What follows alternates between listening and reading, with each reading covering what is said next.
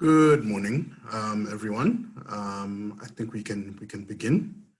My name is Farai Muronda, and I have the great pleasure to be your host this morning for this session, jointly held by FinMark Trust and Gibbs Entrepreneurial Agency. I'd like to begin by welcoming our attendees large, as well as guest panelists. These include Mokiti from Redshift and Miranda Hosking from Gibbs. We are also joined by two entrepreneurs who give us their unique perspectives. I'd like to welcome Tulani Makabela from Sieza Delivery and Fezile Tlamini from Green Scooter.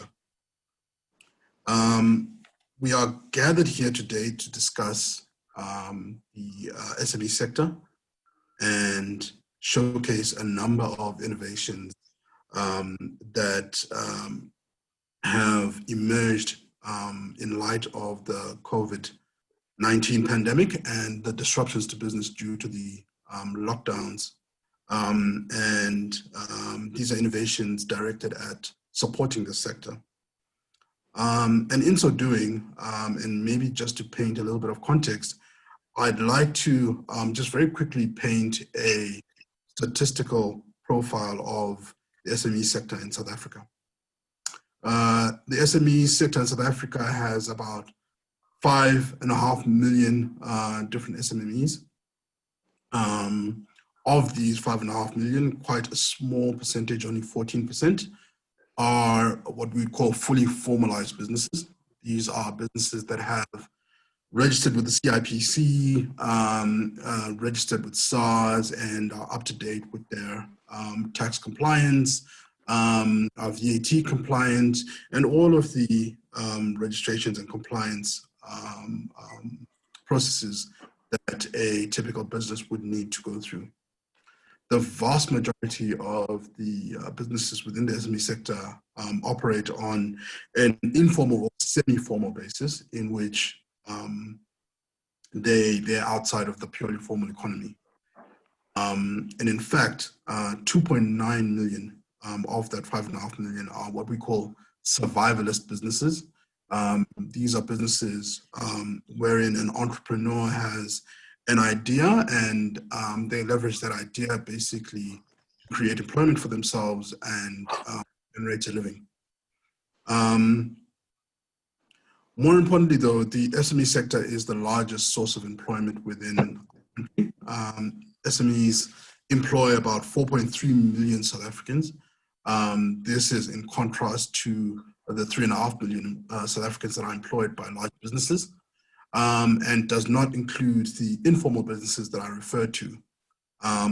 So as you can see, SMEs are a key sector of the economy with regards to employment and GDP generation, both in terms of entrepreneurs providing self-employment as well as generating employment for other South Africans. COVID-19 will unfortunately have had a drastic impact on this sector, given that from a top-line perspective, revenues for small businesses will have almost collapsed completely due to the lockdown and the inability to trade. Only those businesses classified as essential services were able to trade during the lockdown, and that limits it essentially to retail food service businesses, those in the security sector, and those in the manufacturing or provision of essential goods and services, which leaves the vast majority of SMEs out in the cold. That includes those businesses who are suppliers to larger corporates through enterprise development programs. It leaves those businesses that provide services within our communities, such as hairdressers and those who run childcare centers, for example, all out in the cold. a profitability standpoint, not only was there revenue impact, but expenses, remained high for SMEs. You still had to pay your rent as an entrepreneur. You still had to pay your suppliers, and hopefully you still had to, pay your employees. And on top of that, you had to incur additional costs in redesigning your business to operate in this new COVID environment that we are working in. So for example, ensuring that your customers have access to sanitizers when they enter your place of business, and ensuring that your employees are appropriately socially distanced. These are all things that would have put an extra burden on SMEs. In most businesses, when times of strain like this emerge, businesses get through these tough patches by leveraging access to credit and financing that will allow them to weather these storms. Unfortunately, in South Africa, SMEs find it very difficult to access credit, particularly for those operating in an informal environment, as most creditors will not extend credit to unregistered or informally operated businesses. Additionally, even for those formally registered businesses, creditors tend to find it difficult to extend credit to the SME space for a number of reasons, such as not having enough information with which to evaluate the SME's creditworthiness, and the general sense that this is a very risky market into which to lend. There is a statistic that I think the IFC and World Bank Group calculated about a year and a half ago in a report they published, where they state that there's a 450 billion rand financing gap in the SME space. So yeah, that gives you just a very high level summary of what the SME space looks like and the challenges faced by that sector. And without being a Debbie Downer, I think it does provide opportunities for us to innovate around how do we support this sector, given how important it is to our economy, especially in terms of employment generation and GDP. So in that vein, I'd like to hand over to our panelists. But before I do, I'd like to acknowledge the financial support from our partners at JP Morgan, who have provided resources that funded many of the innovations that we'll discuss here today. So without further ado, I'll hand over to Mmabatho Mokiti from Redshift, who will discuss the Redshift local store connector. Over to you, Mmabatho. Thanks, Farai. And a good morning to everyone, to all our participants. The local store connector was developed by Redshift, which is an online platform that allows informal traders to get some online presence. So in that way, customers could then access their services during the lockdown. We formally started with the spaza stores, and then now we started branching into other different types of businesses. But really what this is, it's a platform that allows SMEs to continue trading during the lockdown. We all know when lockdown hit us at the end of March, a lot of the SMEs really had to shut down and they couldn't operate. And Farai, you touched on that earlier. So as Redshift, we thought, how could we assist this informal SME sector? So we thought of then creating an online directory where stores could then come on, register their services, and customers could then access their services and just say, okay, I need bread, milk, bread, milk, and butter, or something like that. And they would send it through to the spaza store. The spaza store then comes back and says, okay, your delivery is ready at this time, you can come pick it up. But it's really a click to collect system. And we made it in such a way that it would be easy for both the store owner and the customer to use. In that way, allowing them to trade over lockdown. It's had such great, we've received such great feedback from the spaza stores. We have currently over 1,000 stores on the platform, and customers and stores are starting to interact interact with each other. So this really shows that the informal market is ready for a platform of this manner. So many times we've thought that the informal market isn't ready to be digitized, but that's not true. They are ready, but it brings on a platform like this for them to use it. And it's free, so it really just is a way for them to just communicate with each other. We've just recently integrated WhatsApp into our platform, which means that now they don't even have to go onto the internet to access our platform. They can just access it using WhatsApp.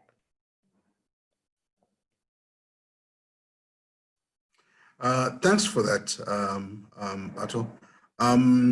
In your view, what are the anecdotes or stories that you're hearing from entrepreneurs on the platform? What are the entrepreneurs saying, and how has this survived the COVID disruption in their business? Farai, just recently we went on a site visit to some of the stores, and just to get some feedback from them, right? One of the things that we quickly realized once we had created the platform was that internet access was a problem. So here we were developing this online platform, and yet we knew that data is an issue in South Africa. And this is feedback we got in May. So that's when we integrated WhatsApp into the platform. But a lot of also what we've picked up is that a lot of the spaza stores in South Africa are owned by foreign nationals, which means there's also a language barrier. So for instances where the platform is in English, and we've done a lot of our social media interaction in Zulu, Sotho, and English, where we have foreign nationals as owners of these stores, we also have a communication breakdown. So it's also allowed us to go back to the drawing board and think, we need to start finding other ways to communicate with our stores. And in that way, the message can come through. So we've then gone back to the drawing board, and we've come out with infographics, as a way to communicate with them. Another thing that's also come to us is that informal stores are very wary of any platform or anything that asks them for details or asks them if they're registered. And one of the main objectives of this platform is that we wanted to ensure that the stores could get formalized through our platform. So any stores that are not formally registered, they then get an option to be redirected to the BIS portal, where they can then register their stores. But a lot of the stores are wary of that, because a lot of them are thinking, if I register my store, does that mean that now I've got to pay tax and now I've got to be compliant? And that really goes to show that a lot of education still needs to be invested in our store owners, to educate them about the benefits of registering and the benefits of formalizing your business, and that it doesn't mean that you have to pay tax, because chances are they'll always make a profit that's below the threshold, the tax threshold. But formalization is always good in order to access further funding and opportunities. And so that's the things that we picked up, and that the informal sector is still very guarded. And it's been an interesting exercise trying to really navigate this entire economy, the township economy, and see how we can further empower them. Great, thanks, Batho. I think you're doing some exciting work with the local store connector. I will then now hand over to my second panelist, Miranda Hosking from the Gibbs Entrepreneurship Development Academy, who will discuss the toolkit that Gibbs has formulated to assist entrepreneurs during this time. Over to you, Miranda. Thanks so much, Farai. I just wanted to commend you on a very thorough introduction and scene setting for this conversation. I think that it's useful to emphasize the fact that SMEs are considered to be in many ways the lifeblood of the economy, because in South Africa they represent about 98% of businesses and contribute roughly about 30 or 40% to employment. So the fact that SMEs are particularly impacted by this crisis is something that obviously really affected us in terms of the work that we do. The Entrepreneurship Development Academy is primarily focused on entrepreneurship education and training. And so obviously, a big part of our mission is about how we can facilitate the capacitation and development of entrepreneurs to be able to grow and scale their businesses and ultimately to contribute to economic development. So when we looked at the impact of COVID and the crisis on SMEs, one thing that concerned us was the fact that within a context where between 70 and 80% of small businesses fail within the first year in South Africa, we understood that this pandemic and the crisis associated with it would likely have quite a devastating impact on small businesses, and particularly on the employees and the staff that are employed by small businesses. So we had long conversations with JP Morgan about how we could partner to provide just-in-time relevant information and guidance to SMEs as they were navigating the crisis, as they were trying to comprehend, the impact on their businesses, and to plan for hopefully surviving the crisis and ultimately thriving beyond it. So the Small Business Survival Toolkit really came about as a response to help SMEs, to capacitate them to be able to see the impact of this current context on their businesses, to understand it, but then also to, help them to be prepared for it and ultimately to hopefully capacitate them with some knowledge and skills to be able to find their way through it. So the toolkit really was a series of 10 engagements that we hosted on LinkedIn, complemented by YouTube and Facebook. At the end of it, we did a Zoom webinar as sort of a final installment. And really what it was looking at how could we best provide practical information around things like finance. How do you plan for your finances? How do you mitigate against the impact on your cash flows? Issues around managing your staff and your operations. Looking at how to pivot your business or to introduce some kind of innovation, to diversify, hopefully. Looking at issues of marketing, labor relations within this time, because obviously one of the things that we're concerned about is the fact that large numbers of SMEs are laying off staff. And so there's inevitably an impact around dealing with employees and dealing with your people and how you handle that in the most responsible kind of way. And through all of this series, what we've seen is that as much as there's a lot of information available for SMEs, what they really valued was the fact that this information was very direct, was very appropriate in the time that it happened, was relevant to the issues that they were facing, and was provided by credible experts in each of these areas. So one of the benefits that we illustrated to JP Morgan in this process was that aside from merely presenting this content, we would make sure that the content would be available to SMEs beyond the crisis, hopefully.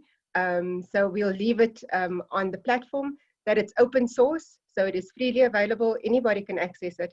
And what we've seen was a great demand and uptake for this content. So at this point, we stand at roughly 36,000 views of the videos that we've produced, which tells us that there really is a need for relevant information, that there really is a need for people to, understand what they're dealing with and how they could possibly deal with it better and, mitigate the risks that they're facing at this point.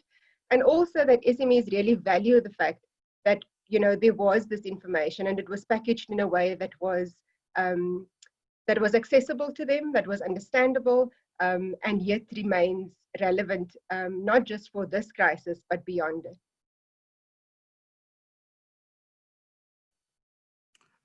Thank you, Miranda. One of the things that we've come across in our research is that a lot of SMEs struggle to get funding because their businesses are not ready to go through the funding application process. They're not structured appropriately. They don't manage their financial accounts appropriately, would allow a creditor to evaluate the business.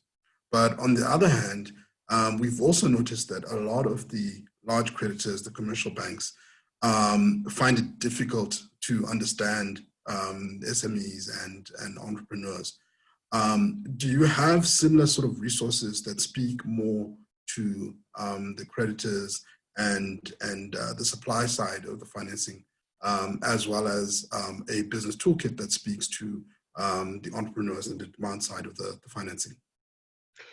So you're very right about that, Farai, and I think that there's a common misconception that there isn't funding available for SMEs, and this isn't really true. I think that there is funding available.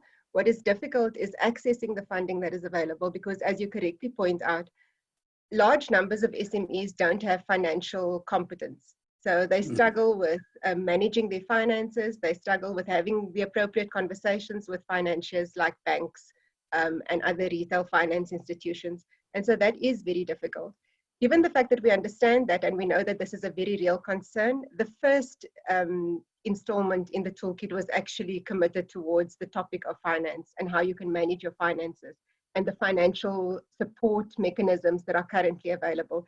So I would suggest for those SMEs and entrepreneurs who are, dealing with this right now and are wanting information, then the first installment of our toolkit, which is a 10-part series, was focused on how you prepare in terms of financial sustainability, how you manage your finances, how you can lengthen your runway at this point, what are the sources of funding that are available both in the private sector and in the public sector, and then some practical tools and guidance and advice around how to access, how to prepare for that conversation, the kinds of information that you need to be able to have at hand to help you to have the right conversations with the right kinds of people. Yes, thank you. Thank you so much. I'm glad to see that there's such resources available for our budding entrepreneurs.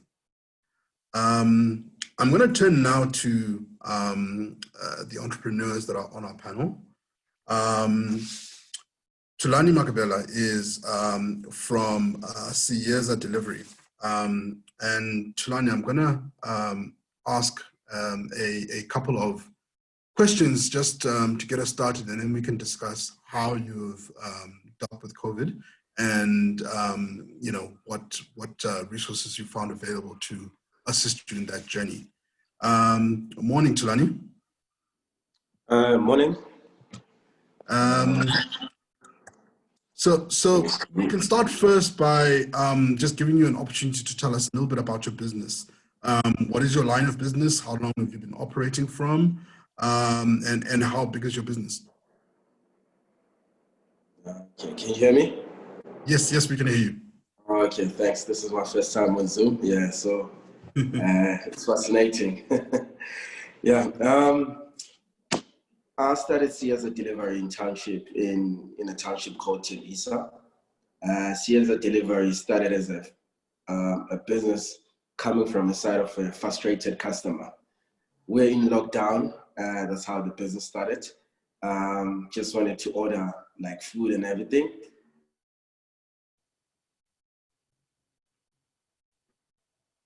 And I realized like you missed the food delivery and Uber Eats, and having to have done a research about it and found part of the reason why they're not there is because of your geographical areas, and they couldn't reach out to us. And yeah, and that's how I started this year as a delivery. I saw a problem, and I saw there was a demand of a lot of us in our communities who were scared of this unknown virus, and also information was not shared at the time about COVID.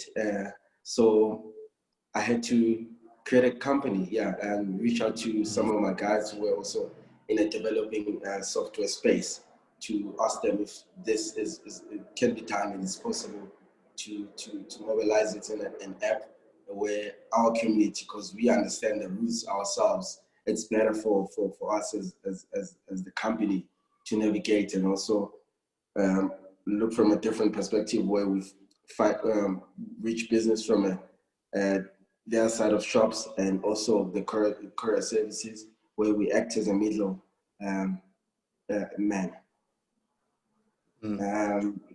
So yeah, Siyeza Delivery, it's just an app which has been here for about 4 months now, and it's actually gained momentum, and we've got about subscription of 60 shops around our township, including Clicks, including a McDonald's as part of our services.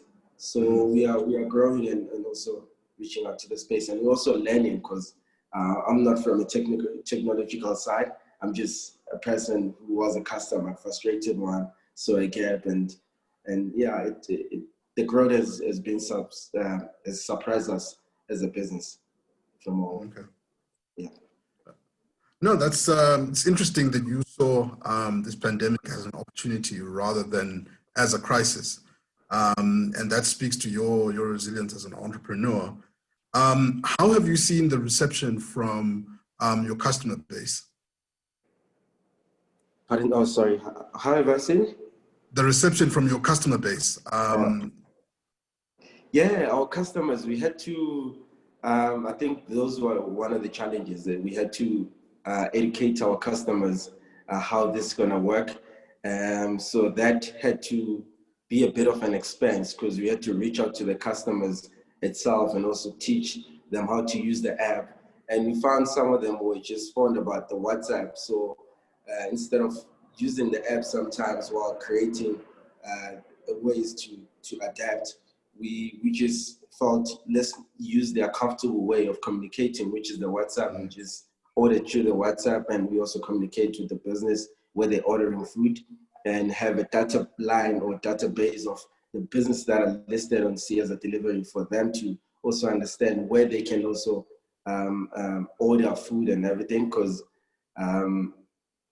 we also find a way where we realize 80% of which is it's something also we're learning. 80% of our sales comes from pharmacy. So you can understand, and the root of pharmacy in township has also grown. There's many businesses in township that are pharmaceuticals.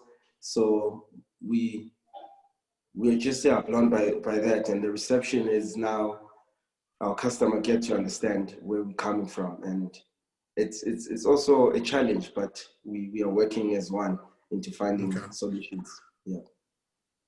How has the small business entrepreneur toolkit, assisted you in building your business and reaching your customers?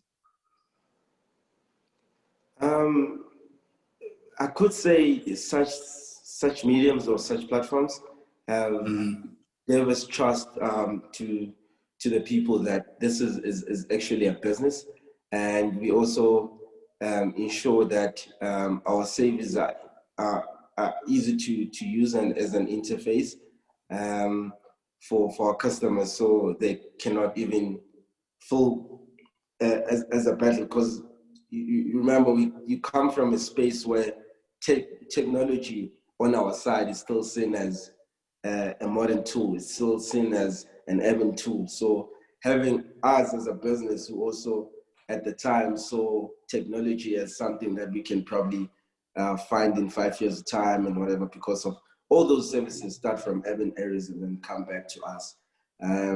So to also be in partnership with our customers, and them too giving us sort of solutions to say, instead of you giving us in the service at this type of link, so we can also call you if there's any problem. And such services, a toolkit, has enabled us to have a vote of confidence in our business. Okay. All right. And I guess my last question to you, not to put you on the spot, but what types of support from the government, from the private sector, from banking organizations, from institutions like Gibbs and FinMark Trust, what type of support do you feel like entrepreneurs like yourselves need in order to grow their business and reach the dreams that you have? I could just say right now it's education of finance. More than anything, we are doing good in terms of branding ourselves and reaching our services to the people, but we find ourselves where there's a cash flow or there's money that it's active and passive in our business, but we don't know how to manage those things, because we're also learning how to sort of balance the sheet and everything.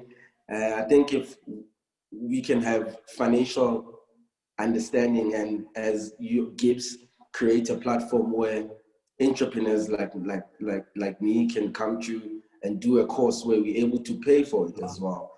Just specifically on finance, because that's been the problem. Even reaching out to bank, they see you doing good. They see there's money coming in, there's money going out, But the way it's sometimes structured in terms of the expenses, because sometimes even myself, I was at the point where in about 2 months, I will just spend that money into my own things because I saw money was getting in. Instead of buying more bikes, I will sort of use that money to just indulge and just, be excited because the business is running itself. And those are some of the problems that I'm also facing. Those are some of the problems that I wish I could learn also from Gibbs to give us just a financial background and a sign. When the business starts to grow in a rapid space, this is what you need to do. How do you approach the banks? How do you approach? Because some of the times the problem is information. I cannot lie and say I've reached out to government, but I don't know how to go about it. I've got documents, I've got everything, but I just need the financial sector to be broken down in layman terms where I could also understand as an entrepreneur. Because some of the things is you get into those finance and you get to see some of the words you can't even interpret on your own. So you sort of shy away from that and like, hey, this guy's gonna ask me a lot of things. And so I think it's that financial understanding. That's what we need more than anything. Okay.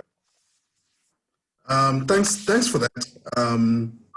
Some really good insights, especially from entrepreneurs on the ground. Thank you for that. Thank you so much. I will move on to our next entrepreneur, who is Fezile Dlamini, who runs a business called Green Scooter. Fezile, good morning. Good morning, Farai. How are you doing? I'm good, thanks. Welcome to our panel here. And yeah, I mean, just to ask you some very similar questions. Tell us about your line of business, how long you've been in business, how you've grown the business, and what line of business you're in. Well, my businesses is one is Green Scooter. Green Scooter is an automotive and an internet company, manufacturing and assembling electric vehicles, and the internet side of the company is building software. And what we pretty much have done was introducing our three-wheelers, which is called the ZB. The ZB is comes in two forms, either the RS, which is the passenger vehicle, or the C, or the cargo, which is literally a cargo vehicle. And what we have done throughout the pandemic, actually over the past 4 years, was we've been building a use case for our business, building a use case for our vehicles and how they can best be applied within the market. With the pandemic alone, because I had the inventory of the vehicles that were sitting, I decided to take the vehicles and immediately just launch a food delivery service. We started that.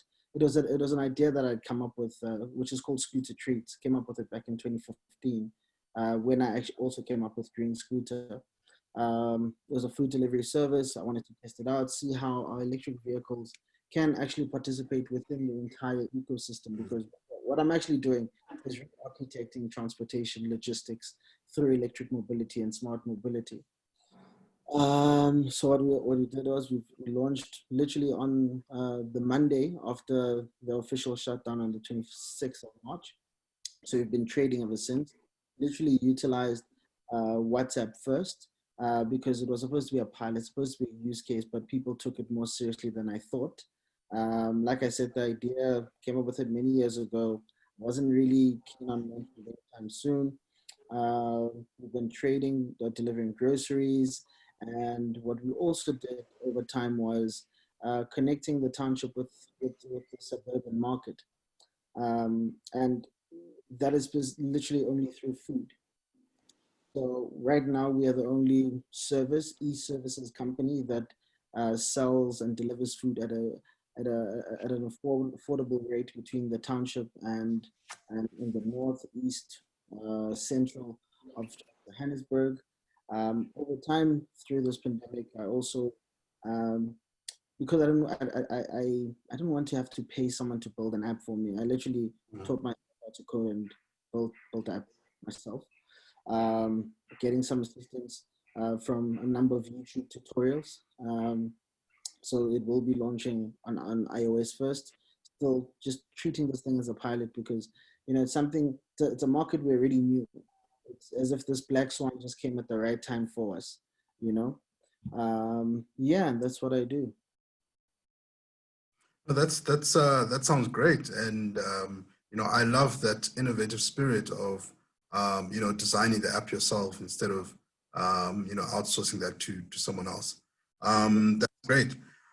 So, from your view, how has COVID impacted your business? It would seem to me that you know, it actually may have given you an opportunity rather than for most businesses, COVID was something that put their business at threat because you know, you all of a sudden found a bigger need for your goods and services.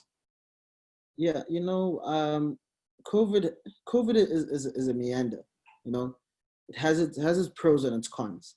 And its pros for us is that, you know, we could immediately, you know, dispatch vehicles and provide a service and see how the market reacts. Even though the market wouldn't really be seeing the vehicles in action, but we would actually be able to measure the metrics as they come. The negative, however, was that with the alternative revenue streams that we had identified, because marketing budgets were being paused all over, you know, now you have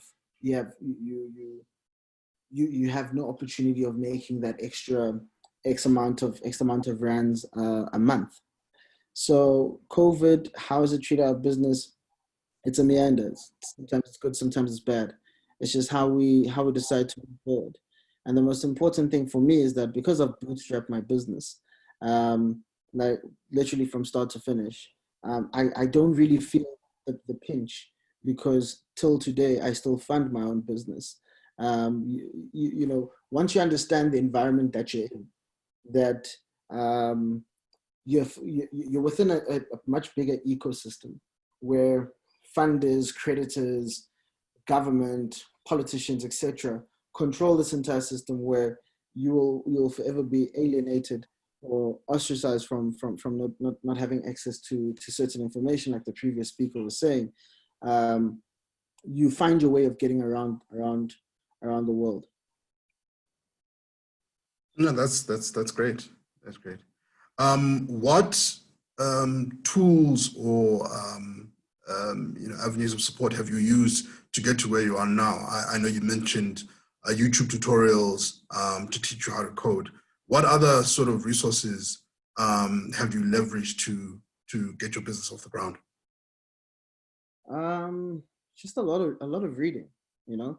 I would say, like, for one, with the Scooter Treats platform, because our business is logistics and changing logistics. I said this in the previous talk that I was on, was that just watching Narcos and understanding how that drug, how the business literally works from a logistics perspective. If you understand the top down and how everything gets filtered out, you can literally take and apply the same model in terms of moving products and knowing how you can actually scale as a business. So that for me was actually a critical tool, which I went back and I watched over and over because I got to understand how logistics can be crunched down and how you can actually own the entire value chain yourself. When I was building the app, I built the Scooter Treats app using Xcode. So Xcode is for iOS developers. I just, you know, obviously there's a lot of documents that you can read on the Apple development site. So, you know, I relied on that a lot to know how to connect certain parts of our app. I don't really like reading much about the industry I'm in because I just feel that as well, my thinking, my ideas may be, you know, compromised in the process. So, you know, a lot of things, you roll with the punches. If you really want to be different, strategically distinct entrepreneur, you just have to also create your own blueprint and not rely on another blueprint of another company, because, you know, I feel we have enough Me Too companies. So if you want to create your own, you have to create your own. No, that's great. And the last question I'll ask, which is a similar one to the one I asked Tulani, is what support do you think the government should be looking at, the private sector should be looking at, educational institutions like GIBS should be looking at, the development sector should be looking at, in order to target entrepreneurs like yourselves and give you the resources that you need to succeed? I think it's not necessarily about the tools, it's what they need to fix. And what all these, from private to public sector, what the core thing that needs to be fixed is processes. A lot of processes that people come, like I really think in most times people just thumbs up these processes to try and tell people how businesses need to become. And in most cases, it's people that have never started businesses that are telling businessmen how to structure their businesses. Structures, and there's this thing about intelligence as well. Parrot learning isn't intelligence. Machine learning and be able to becoming better than machine is something that's also very important. So that's what you deal with when you deal with the private sector and public sector. Is that they want to follow this one thing. If you don't meet this criteria, which is what we're very strict on, then we can never work. I'm an entrepreneur that's received over 200 rejections, but I've managed to bootstrap about 3.4 million rand myself for my own business, for people who told me that my business would never work or whatever it is that I'm trying to do won't work because I'm not following certain processes that they've created. So you have these bureaucratic structures that are there. We really are the barrier to entry for many SMEs, and that's the biggest challenge we need to start with. Many SMEs actually have amazing businesses, but it's the people who are receiving this information who are lacking the cognitive ability to understand this new industry that's being created by these young entrepreneurs that are now stopping everyone from progressing within this entire ecosystem that we're trying to create. So that for me is the most important thing. It's where we need to start. You may have these. Then you have your private companies, or even your public agencies. The biggest issue that they also have is that they will always go and copy what the West does, right? So you're gonna go copy what Y Combinator is doing or what they do in Silicon Valley. Try to apply it this side, but still you're gonna be very risk averse. So being risk averse doesn't help anything, because we'll forever say that, oh, we're left with 5 billion, 10 billion in funding that we couldn't find because we couldn't find entrepreneurs. No, that's not the issue. The issue is that you lack the understanding of what new businesses are going to be in future. So that for me is what I feel, that from private to public sector, that's what you need to fix. You need to fix the receivers of the information. You need to fix how you look at risk, because, for example, I will take Discovery Bank, for example. Discovery as a whole. When Adrian Gore came up with the idea, I think it was back in 1991 or 92, went to Laurie Dippenaar, sold Laurie something that didn't exist, but he told him this is where the future would be going. Fast forward, you look at where Discovery is right now, over 2 million clients, over 200,000 global, over 2 million actually members. Then you have over 200,000 B2B clients, and voila, it was something that was literally created out of nothing. So you see, those are if people like that can fund businesses like that, why can't we do it today? So let's now take it a step further. Is that, like, this morning I got a rejection from another company, right? And one of the main rejection was that these guys never had they say that they don't have securities. I have no security towards this X amount that they said, oh no, we'll be willing to give you all of that money.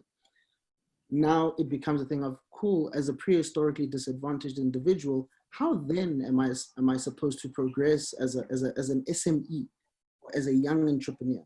These structures that people have created are actually blocking and pushing everybody down from progressing as businesses. Number one, you are being black doesn't help. Being young doesn't help.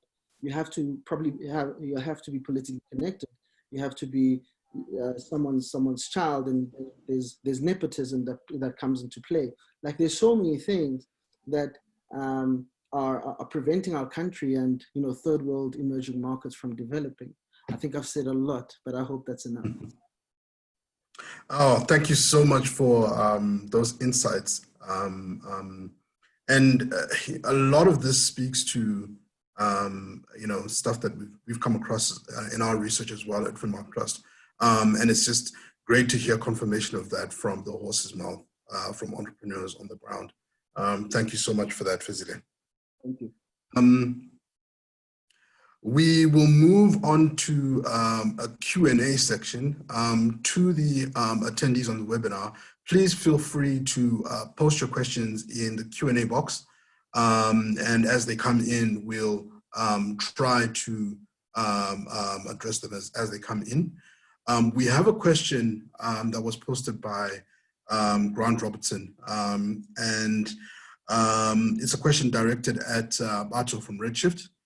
The question is, have they seen a difference in adoption or use of the platform by women-owned businesses versus male-owned businesses? If yes, what are the differences, and any hypotheses as to why that may be happening? Farai, we've seen only 30% of the stores on our platform are owned by females. And this is also something that, you know, I was reading an article the other day by Technophobia, and it was really around just like, just the differences in adoption technology when it comes to gender, right? And I think really, it's just in general, women are less, they take less risks and less impulsive when it comes to making decisions. So we women will tend to think about something before we register. We've had women in the past even call us and say, hey, I've seen this, but can you tell me more about it? And can you help me through it? And once we've given them the time and helped them through the process of registering, then they register. And I think it also just poses a challenge for us and our partners, right, being FinMark Trust and JP Morgan, that what can we do in order to create some sort of reference or open source where our entrepreneurs are educated more when it comes to technology and have a focus on women, especially because we see that women are adopting the platform less.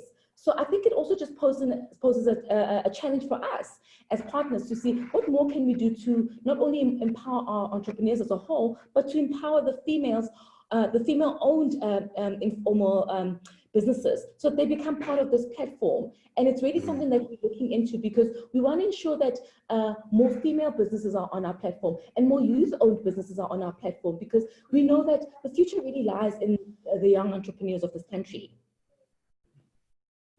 Thank you, Batho. There is another question here I received that says, the previous speaker, and I'll direct this question at Miranda. One of the previous speakers referenced, sorry, I'm struggling to hear this. One of the previous speakers referenced a lot of foreign migrants owning small businesses and spaza shops. What resources are there for foreign migrants to grow their business as well? Miranda, do you want to take that?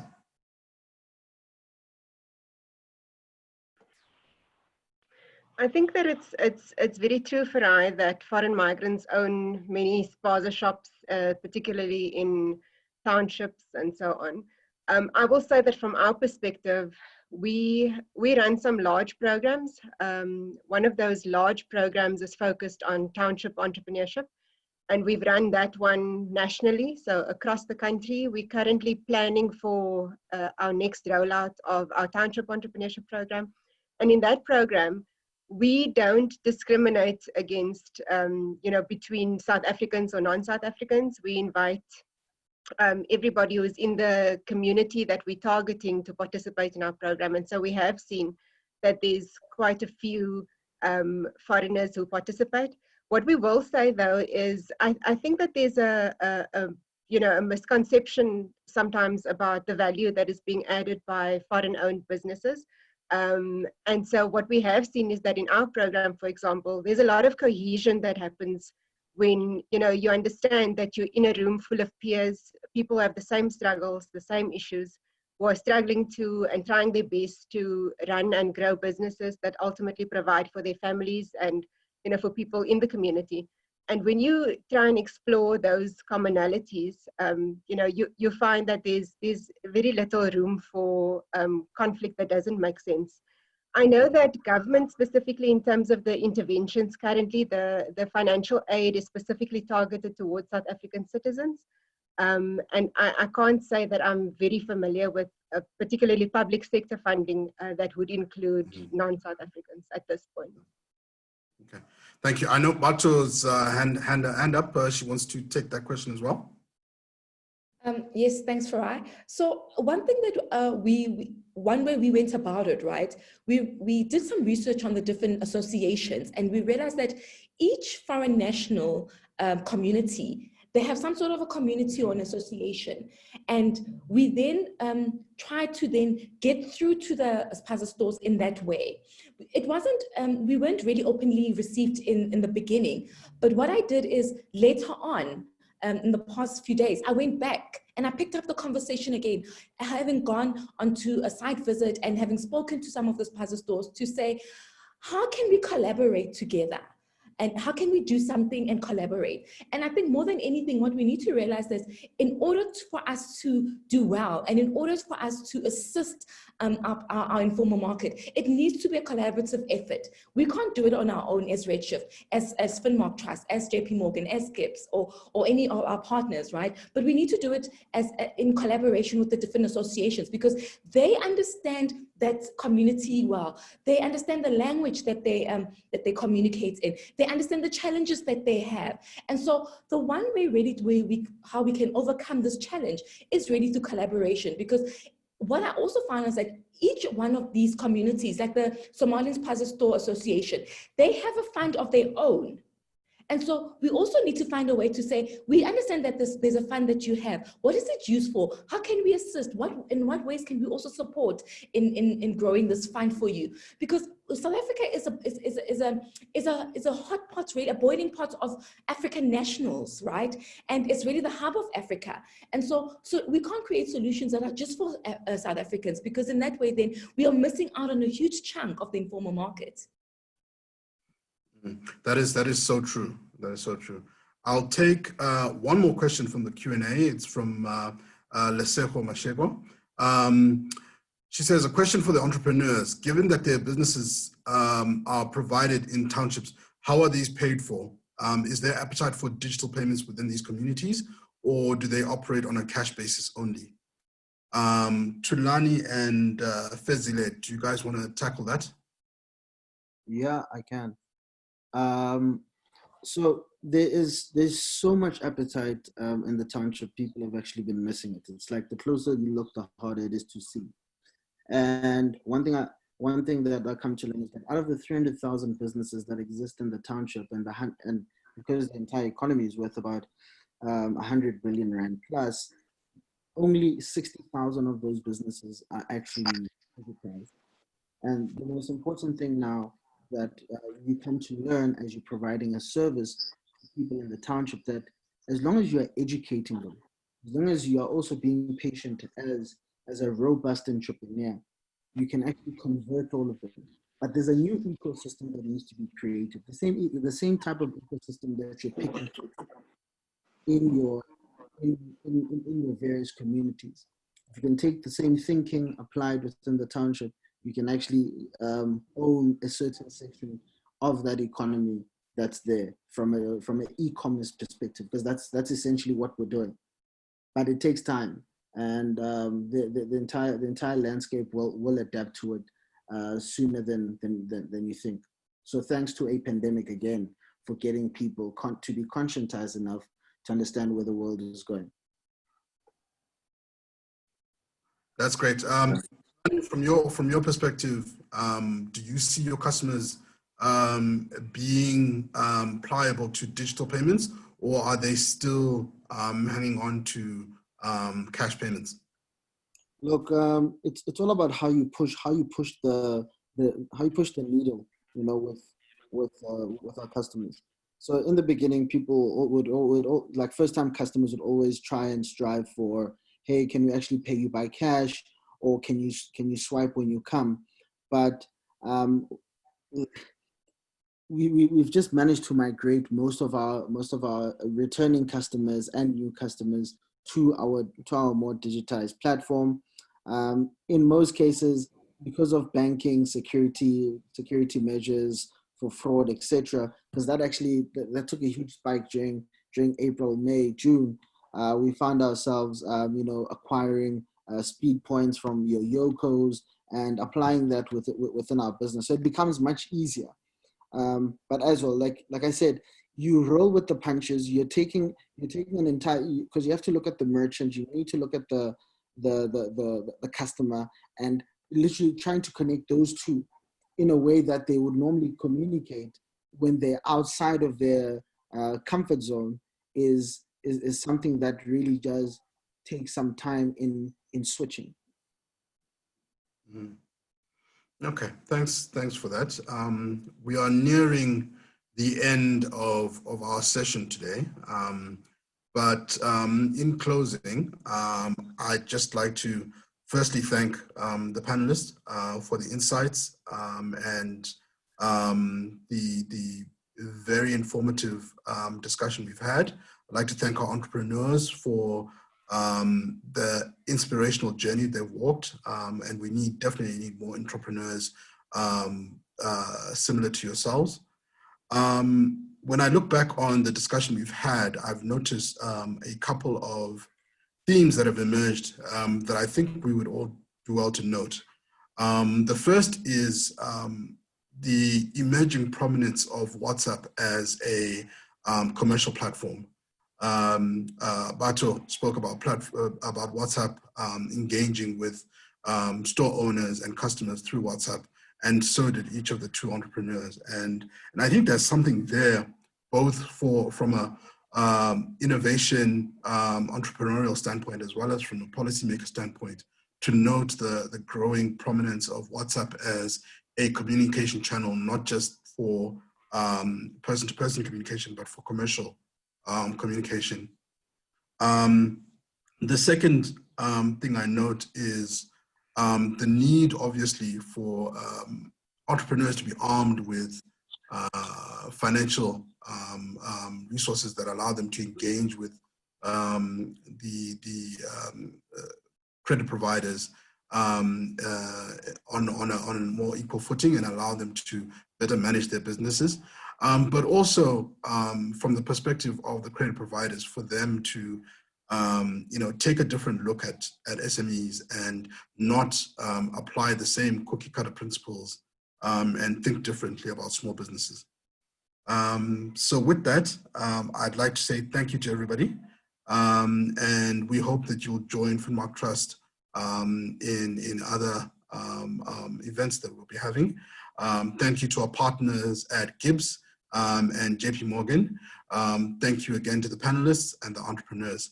Good afternoon, everybody. Thank you. Thank you, Farai. Best wishes, everyone. Thanks, F.